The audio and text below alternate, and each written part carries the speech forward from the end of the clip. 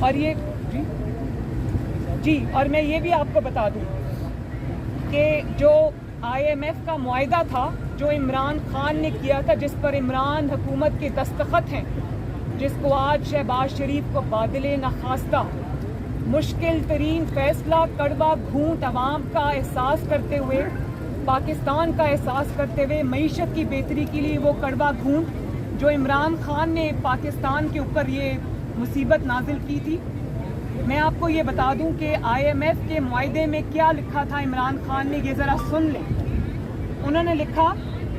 کہ as such, یہ بالکل وہ الفاظ میں نے کاپی کیے ہوئے،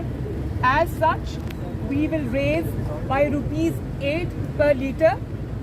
and we commit to raise the PDL by 4 rupees per litre per month for the remainder of 2022 until the maximum of ₹30 per litre is achieved.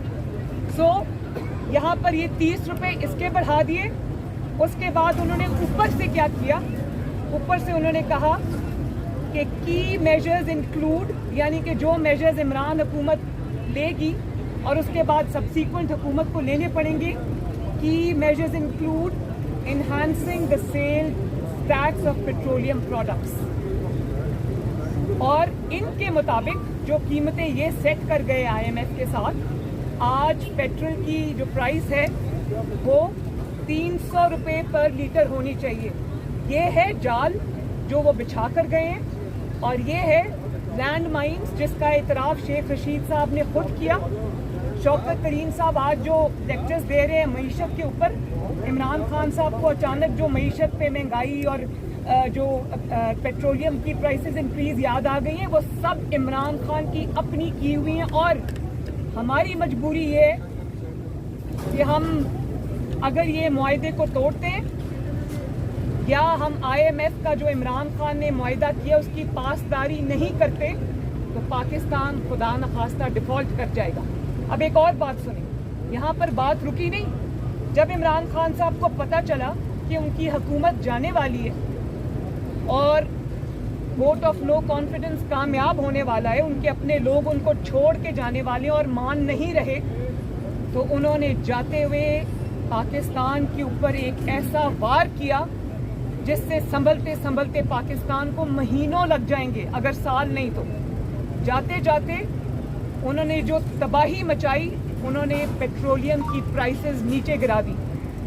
انہوں نے پیٹرول اور ڈیزل کی پرائسز کم کر دی، یہ جانتے ہوئے بھی کہ معیشت اس کی متحمل نہیں ہو سکتی، پاکستان اس کا بوجھ نہیں اٹھا سکتا، لیکن ان کا خیال یہ تھا کہ نہ میں کھیلوں گا، نہ اگلی حکومت کو کچھ کرنے دوں گا، جاؤں گا تو پاکستان کو ساتھ لے کے جاؤں گا، اگلی حکومت کے لیے بربادی کر کے جاؤں گا۔ لیکن میں یہ بتا دوں کہ یہ حکومت کی بربادی نہیں ہے، ٹھیک ہے حکومت اس کی ایک سیاسی کاسٹ پے کر رہی ہے،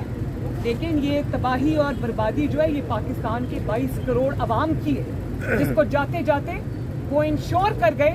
کہ معیشت جو ہے وہ ایسا بوجھ ڈال گئے جس کو اٹھانے کی معیشت کی حیثیت نہیں ہے پاکستان کی۔ اور آپ کو پتہ ہے کہ خدا نخواستہ حالت یہ ہو گئی ہے کہ LCs کھل نہیں رہی،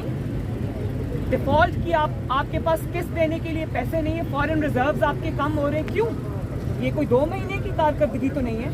یہ وہ 4 سال پہ جو معیشت پہ ایک کے بعد ایک کاری ضرب لگی ہے نالائکی نااہلی کی وجہ سے، یہ اس کی وجہ سے ہوا ہے۔ اور یہ جانتے ہوئے کہ یہ فیصلہ جو وہ اچانک کر گئے، جاتے جاتے یہ ملک کرائسس میں دھکیل جائے گا،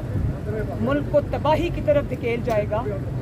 وہ یہ آگ پاکستان میں لگا کر گئے۔